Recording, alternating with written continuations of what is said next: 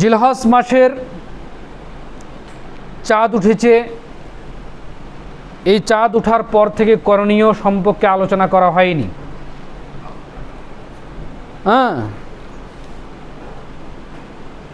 জিলহজ মাসের কিছু ফজিলত রয়েছে। চাঁদ ওঠার পর থেকে টানা এই ঈদের আগা দিন পর্যন্ত আপনি সিয়াম রাখতে পারবেন, এবং এত গুরুত্ব এই মাসের, এই দিন কয়টির, 11টি মাসের কোনো গুরুত্ব মানে এত উত্তম কোনো দিন নেই। বলে সুবহানাল্লাহ। যদি সিয়াম রাখতে অক্ষম হন সেটা ভিন্ন কথা, রাখলে আপনার কল্যাণ আমার কল্যাণ, আমি রাখবো, আমি সব ইনকাম করব। যদি না রাখি পাপ হবে না। তবে জিলহজ মাসের চাঁদ ওঠা থেকে ঈদের দিন পর্যন্ত, সূর্যাস্ত পর্যন্ত তাকবীর তাহলিল চলতেই থাকবে। আল্লাহু আকবার, আল্লাহু আকবার, লা ইলাহা ইল্লাল্লাহু, আল্লাহু আকবার, আল্লাহু আকবার, ওয়ালিল্লাহিল হামদ, সুবহানাল্লাহ, আলহামদুলিল্লাহ, লা ইলাহা ইল্লাল্লাহু, আল্লাহু আকবার। এইরূপভাবে ওই দিকে মনোযোগ দিয়ে না, উনি ওনার কাজ করুক, ওনাকে পারমিশন দেওয়া হয় উনি কাজ করুক ওদিকে, আপনারা ওদিকে মন দিচ্ছেন কেন? এটা হতেই পারে, এই যে হয়ে গেছে আলহামদুলিল্লাহ, এটা হতেই পারে, ইলেকট্রিক জিনিস। এই তাসবিহ তাহলিল জিকির আজগার চলবে সব সময়ের জন্য। যা জানেন আপনি তাই বলতে থাকবেন। এত গুরুত্ব এই জিলহজ মাসের এই 10 দিন, কথা বুঝতে পারছেন? তাসবিহ তাহলিল তাকবীর ইবাদত সাধ্য অনুযায়ী বেশি বেশি করার চেষ্টা করবেন। এত গুরুত্বপূর্ণ দিন আর 12টি মাসে নেই। এটা গেল এ মাসে সিয়াম। এই 10 দিনে সিয়ামরা রাখতে পারলেও আপনাদেরকে অন্তত পক্ষে ইয়াউমুল আরাফার দিন সিয়াম রাখার জন্য চেষ্টা করবেন। ইয়াউমুল আরাফা হচ্ছে ওই দিন যেদিন হাজিগণ আরাফার ময়দানে গমন করবেন বা অবস্থান হবে, সেই দিন। সেই হিসাবে আমাদের দিন হবে আগামী মঙ্গলবার। বৃহস্পতিবার ঈদের দিন হচ্ছে, আমাদের হবে মঙ্গলবারের সিয়ামের দিন। যেহেতু আমরা স্পষ্ট যে মঙ্গলবার, এটা হচ্ছে ইয়াউমুল আরাফা, আরাফার মাঠের সঙ্গে এই সিয়ামের কানেকশন। এটা না তারিখ, না না চাঁদ, না কোনো কিছুর সাথে কানেকশন নয়, এটা মাঠের সাথে কানেকশন। এই হচ্ছে কথা। ওই দিন সিয়াম রাখার জন্য প্রাণপণ চেষ্টা করবেন। ইয়ামুল আরাফার দিন আরাফার সিয়াম রাখবেন। বিগত 2 বছর আল্লাহ সুবহানাহু ওয়া তাআলা জীবনের গুনাহ খাতাগুলোকে আল্লাহ মাফ করে দিবেন। রাখবেন তো ইনশাআল্লাহ? ইনশাআল্লাহ। মঙ্গলবার যদি সিয়াম রাখতে হয় তাহলে সাহারি সোমবার দিনগত রাতে, মঙ্গলবারই পড়ছে মাগরিবের পর, কিন্তু সোমবার দিবাগত রাতে আমরা সাহারি খাবো এবং মঙ্গলবারে আমরা সিয়াম পালন করবো। এটা হচ্ছে আরাফার সিয়াম। কোরবানির বিষয়ে কিছু আলোচনা করে অন্যদিকে যাব। ঘটনা হচ্ছে, মাসলা মাসাইল অনেকগুলো শুনেছি, বলেছি, আপনারা শুনছেন, আমিও শুনছি, শুনতে শুনতে চলতে আছে। এইভাবে আমরা চলছি। নিয়াত, ইখলাস, তাকওয়া এগুলোকে পরিশুদ্ধ করার যতদিন কাছাকাছি আসছে খুব সাবধানতার সাথে ইবাদত সম্পাদন করবেন। ইবাদত যেন লৌকিকতায় পরিণত না হয়, ইবাদত জন্য অবশ্যই কারো সন্তুষ্টির জন্য পরিণত না হয়, না হলে ইবাদতের জায়গায় শিরকি পরিণত হবে। এর কারণে আল্লাহ সুবহানাহু ওয়া তাআলা রাগান্বিত হবেন এবং আল্লাহ সুবহানাহু ওয়া তাআলার কাছে ধরা খেতে হবে, কিয়ামতের দিন ক্ষতিগ্রস্তর অন্তর্ভুক্ত হবে। আমাদের কুরবানিগুলো যেন অবশ্যই আল্লাহ সন্তুষ্টির জন্য হয়, সেই মন মানসিকতা হে আল্লাহ তুমি আমাদেরকে তৈরি করে দাও। সকলে হৃদয় উজাড় করে বলি আল্লাহুম্মা আমিন। আমরা কুরবানি দিচ্ছি, ভাগা দিব না একটি দিব, এই বিষয়ে নিয়ে যুগের পর যুগ আসতেছে কি মাসালা মাসাইল। আসলে বিষয়টি আমাদের বুঝতে অনেকের ভুল হয়েছে। ভাগা কুরবানির ক্ষেত্রে 7 পরিবার আর 7 ব্যক্তি এক জিনিস নয়। 7 ব্যক্তি ভিন্ন কথা। যতগুলো হাদিস এসেছে সব কয়েকটা হাদিসেই হচ্ছে সফরের সাথে সংশ্লিষ্ট। এর পরেও কিছু হাদিস এসেছে জাবির রাদিয়াল্লাহু তাআলা আনহু থেকে বর্ণিত যে হাদিসগুলো এসেছে সফরের সাথে সংশ্লিষ্ট। আর জাবির রাদিয়াল্লাহু তাআলা আর 3টা না 4টা হাদিস এসেছে সেটা সফরে না মুকিম মুতলাক, অর্থাৎ বোঝা যায় না কোথায়। কিন্তু একই ব্যক্তির বিবরণ যেহেতু মুসাফির অবস্থায় থাকাকালীন হয়েছে, এই কারণেই এক দল বিদ্বান বলছে এটা ওইখানেই ফিটিং করতে হবে। আর কেউ বলছে যেহেতু কোথাও নয় সেহেতু বাড়িতেও ভাগা কোরবানি দেওয়া চলবে, 7 ভাগে এবং উটে 10 ভাগে দেওয়া যাবে। এটা বিদ্বানদের মতামত, এটা জায়েজ বলেছেন, কেউ সুন্নাত বলেননি। কথা বুঝতে পারছেন আমার? কি বলেছেন বলেন তো? জায়েজ। সুন্নাত বলেছে কি কেউ দেখেছেন জোর গলায়?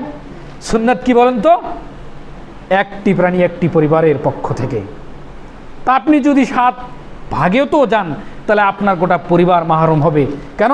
এটা ব্যক্তির সঙ্গে সংশ্লিষ্ট, পরিবারের সাথে নয়। অতএব চেষ্টা করবেন একটি দেওয়ার জন্য। আর ভাগে যদি কেউ দিয়ে থাকে সেটা দিতে পারে, কিন্তু সেটা ব্যক্তির সাথে হবে, পরিবারের সাথে নয়।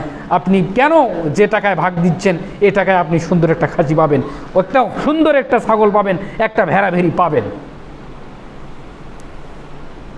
আপনার আর যদি আপনার মন মানসিকতা হয় যে গোস্ত খাবো, পরিবার বড়, হুমুক তমুক, এগুলো যদি হয় তাহলে এখানে আল্লাহর সন্তুষ্টি নেই, এখানে আমাদের পারিবারিক সন্তুষ্টি, লৌকিকতার সন্তুষ্টি। এটা বুঝে শুনছে কাজ করবেন। এই জন্য জাবির রাদিয়াল্লাহু তাআলা যতক্ষণ, কোন জাবির জানেন? জাবিরকে আল্লাহর নবী বলছেন, জাবির তুমি নাকি বিবাহ করেছ? জি হ্যাঁ আল্লাহর নবী আমি বিবাহ করেছি। সেই জাবির রাদিয়াল্লাহু তাআলা আনহু, জাবির তুমি বিবাহ করেছ? জি আল্লাহ রাসূল আমি বিবাহ করেছি। তুমি কি কুমারী মেয়ে বিবাহ করেছ নাকি তালাকপ্রাপ্ত মেয়ে বিবাহ করেছো জাবির? তখন জাবির রাদিয়াল্লাহু তাআলা আনহু বলছেন, আল্লাহ রাসূল সাল্লাল্লাহু আলাইহি ওয়াসাল্লাম আমি তো তালাকপ্রাপ্ত বিবাহ করেছি, তালাকপ্রাপ্ত মেয়ে বিবাহ করেছি। তখন আল্লাহর নবী সাল্লাল্লাহু আলাইহি সাল্লাম বললেন, তুমি যদি কুমারী মেয়ে বিবাহ করতে কতই না ভালো হতো, তুমি তার সঙ্গে আনন্দ করতে, সে তোমার সঙ্গে আনন্দ করত। এই কথা আল্লাহর নবী বলছেন। কথাটা কেন বললাম শোনেন, সামাজিক অবস্থা খুব কঠিন। জাবির রাদিয়াল্লাহু তাআলা আনহু বিবাহ করেছে, আল্লাহর নবী জানতেন না। কথাটা কেমন হলো না? আল্লাহর নবী জানতেন না, পরে জানা পেয়েছে জাবির তুমি নাকি বিবাহ করেছো। জি বিবাহ করেছি। আর এই সমাজে বিবাহ এতটাই কঠিন, ছেলেমেয়ের যদি বিবাহ লাগাতে যান ইমাম লাগবে, ছেলে মেয়েকে যদি বিবাহ লাগাতে যান সর্দার লাগবে। পৃথিবীর সবচেয়ে বড় মানুষ, সবচেয়ে সম্মানী মানুষ, যার আদর্শ ধারণ না করলে কিয়ামতের দিন নাজাত হবে না, সেই মানুষ জানে না সাহাবী বিবাহ করে বসে আছেন। অথচ আল্লাহর নবী কি রাগ করেছেন? অসন্তুষ্ট হয়েছেন? কি বলেছেন?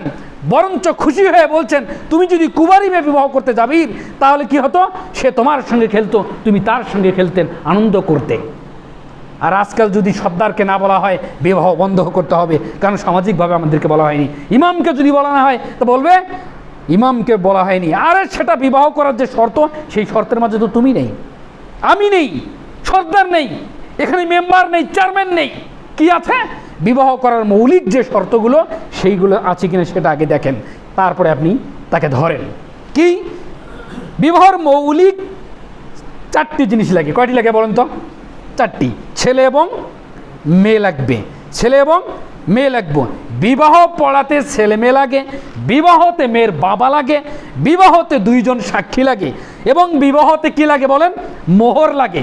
এই 4টি জিনিস লাগে, তারপরে বিবাহ সম্পাদন হয়। ওর অর্থেবিলিটির উপরে সে তার সামাজিকভাবে যতজনকে সে আয়োজন করে খাওয়াবে, অলিমা খাওয়াবে, সেটা তার ব্যক্তিগত ব্যাপার। আমাকে সম্মান করে দাওয়াত দিতেও পারে, সম্মান করে দাওয়াত নাও দিতে পারে। আমি কেন রাগ করবো? আর আপনি সর্দার রাগ করলেন কেন? সেই জাবিরের কথা বলছি। পৃথিবীর শ্রেষ্ঠ মানুষকে বাদ দিয়ে বিবাহ করেছে। আর যদি সমাজে কেউ বিবাহ করে, বিবাহ লাগায়, যদি মসজিদের সর্দার কি ইমামকে না বলে, ওকে জামাত থেকে কি করে দাও, বয়কট করে দাও, ও সামাজিকতা মানিনি। সামাজিকতা বোঝো, সামাজিকতা শিখতে হবে মুহাম্মদ সাল্লাল্লাহু আলাইহি সাল্লামের আদর্শ থেকে। ও আমাকে সম্মান দেয়নি সেটা তার ব্যাপার, দাওয়াত দেয়নি, ওর কুলেইনি, ওর অর্থনৈতিকভাবে কুলেইনি, দেখায়নি, সেটা ভিন্ন কথা। তাহলে বিবাহ পড়াবে কে? বিবাহ পড়ানোর যোগ্যতা যদি মেয়ের বাপের থাকে তাহলে মেয়ের বাপই সরাসরি বিবাহ পড়াবে।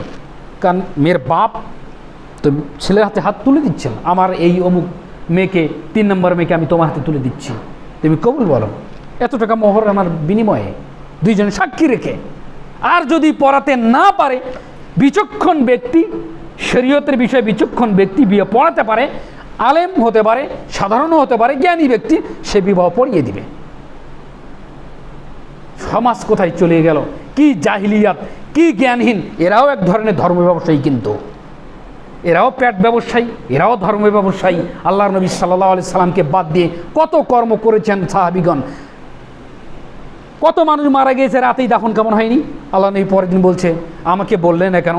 আল্লাহ রসুল, খুটখুটে অন্ধকার, কি করে আপনাকে আমরা কষ্ট দেই, এই জন্য আমরা দাফন করে ফেলেছি। তা আল্লাহ নবী অসন্তুষ্ট হয়েছেন। আকিকা করতে আল্লাহ নবী আদেশ করেছেন, অনেকের আকিকার দাওয়াত আল্লাহ নবী পাননি। তা আল্লাহ নবী কি আকিকার অসন্তুষ্ট হয়েছেন? সমাজ থেকে বাতিল করে দিয়েছেন। এগুলো হচ্ছে এই সমাজের মানুষ, এগুলো হচ্ছে ধর্ম ব্যবসায়ী, জ্ঞানহীন, জাহেলিয়াত, জ্ঞান নেই শরীয়তের। এই কারণে এই ধরনের কথাবার্তা আচরণ বলে বিবাহকে সহজ করুন, কঠিন কেন করেন? এমনিতেই জেনা ব্যভিচার, ধর্ষণ বেড়ে গিয়েছে, আবার বিবাহর ক্ষেত্রে দেখবেন যে কত নেঠা। আপনার বিবাহর দিনে ও আসবে না, তমুক আসবে না, ইমাম আসবে না, সর্দার আসবে না, কেন?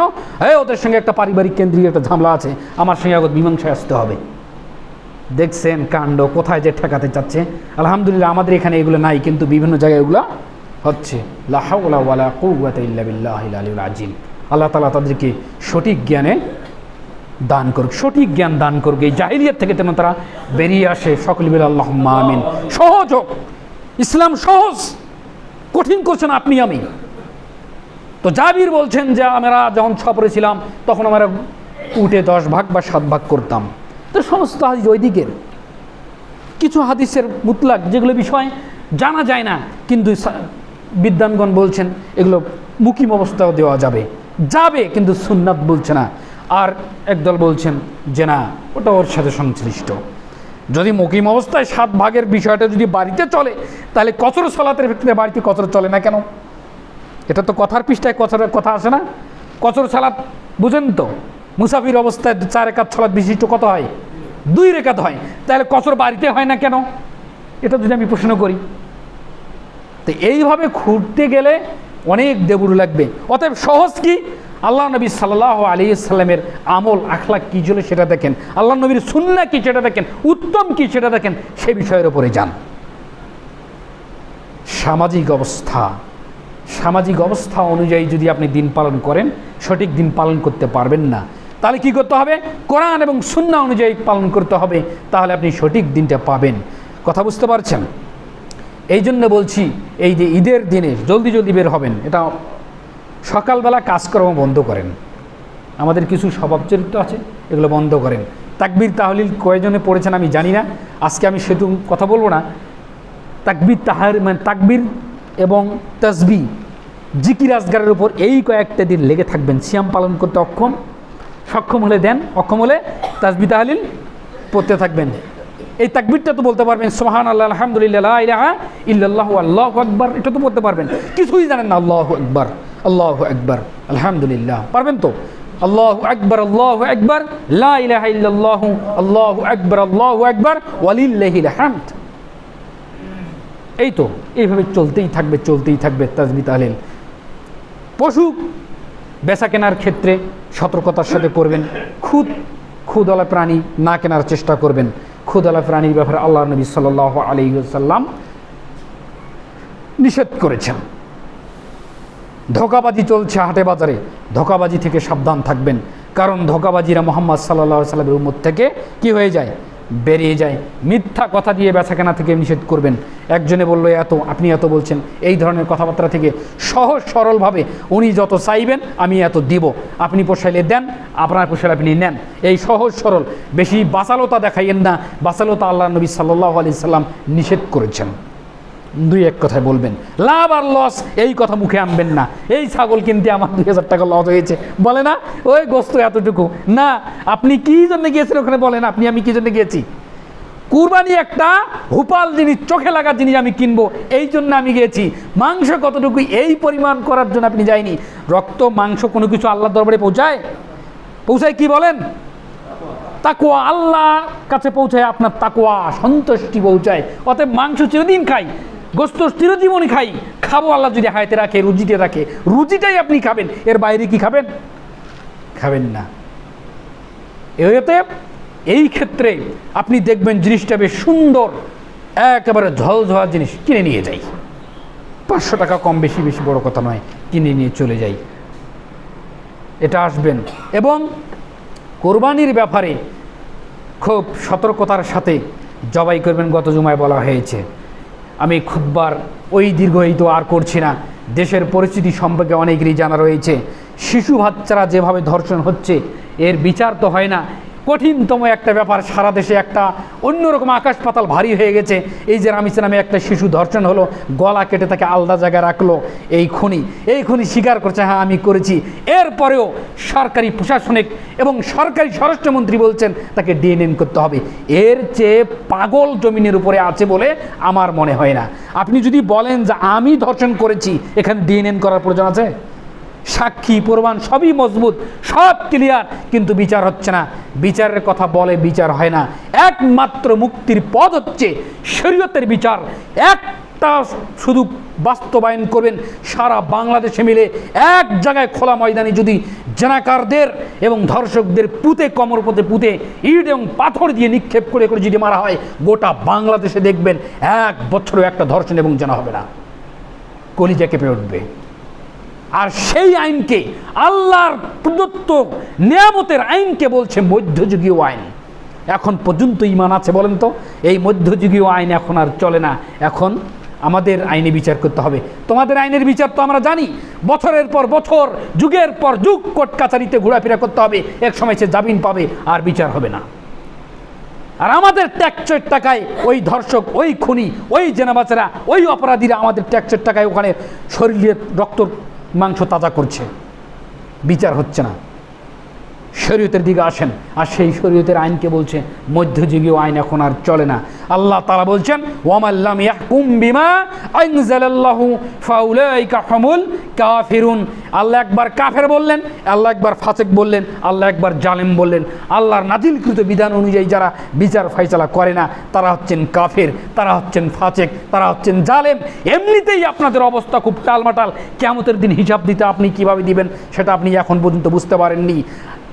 আল্লাহর নাজিলকৃত বিধান অনুযায়ী বিচার ফায়সালা করছেনই না, আবার সেই বিচার ব্যবস্থাকে আপনি কি করছেন? টিটকারি করছেন। সেই বিচার ব্যবস্থাকে আপনি কি করছেন? মস্করা করছেন। সেই বিচার ব্যবস্থাকে আপনি অস্বীকার করছেন। আপনার যে বিচার ব্রিটিশের বস্তাপচা বিচার আছে, এই বিচার দিয়ে আপনি বিচার করেন না, আবার টিটকারি করছেন। ইমান কিন্তু অলরেডি চলে গিয়েছে, মনে রাখবেন। ইমান ধ্বংসের কারণ জানে না তো, মূর্খ তো, অশিক্ষিত, জাহেল তো। কেউ যদি শরীয়তের কোনো একটা বিষয় অস্বীকার করে, টিটকারি করে ইমান চলে যায়, এগুলো তো বোঝে না। না বুঝার ক্ষেত্রে এই ধরনের কথাবার্তা বলে। আল্লাহ নবী বলেননি এমন কোনো কথা বান্দা বললো সে কথা দিয়ে ইমান চলে গেল। তো ঘটনা তো অনুরূপ হচ্ছে। কেউ বলছে আমরা শরীয় আইনে বিশ্বাসী নই, কিন্তু ভোটে রাখবে দেখবেন ঠিকই মাথার উপর টুপি চড়ায়। কারণ ধর্ম ব্যবসায়ী, ধর্মকে সবাই কিন্তু ধর্মকে নিয়ে ব্যবসা করছে। রাজনীতিক হোক আর অরাজনীতিক হোক, সবাই কিন্তু এই ধর্ম নিয়ে ব্যবসা করে। যেমন এই মেম্বার থেকে ইমামেরা ধর্ম ব্যবসা করছে, পেট পূজা করছে, ঠিক ওইরূপভাবে রাষ্ট্রীয় লোকেরা ধর্ম পূজা করছে, ধর্মকে ব্যবসা করছে। কেন? ঠিক দেখবেন যে যার যখন প্রয়োজন তখন মাথায় টুপি, মসজিদে যাবে, হাত কোথায় বাঁধবে সেটা জানে না, আমিন কখন বলবে, রুকু কোথায় যাবে এটাও জানে না। কেউ সিজদায় গেলেও রুকুত থাকে, আর রুকুতে গেলে কেউ সিজদায় থাকে। এই ঘটনাগুলো ঘটছে অ্যাভেলেবেল। দিনের পর দিন এভাবে ধর্ষণ আর খুন বাড়তেই আছে, আইন প্রুভ হয় না। এখন বলছে ডিএনএ করতে হবে। কোন নোংরা জাহিলি যুগে আমরা বসবাস করছি! মুহাম্মদ সাল্লাল্লাহু আলাইহি ওয়াসাল্লামের আগের যুগের চাইতো মনে হচ্ছে বেশি নোংরা জায়গায় নোংরা সময় আমরা ঢুকে গিয়েছি। আশ্চর্য! আল্লাহ সুবহানাহু ওয়া তাআলা তাদেরকে সঠিক বুঝ দান করুক। সকলে বলে আল্লাহুম্মা আমিন। এবার আজকের খুতবা এখানে আমি ইতি টানছি। আল্লাহ তাআলা আমাদেরকে সহজ করে দিক। সকলে বলে আল্লাহুম্মা আমিন।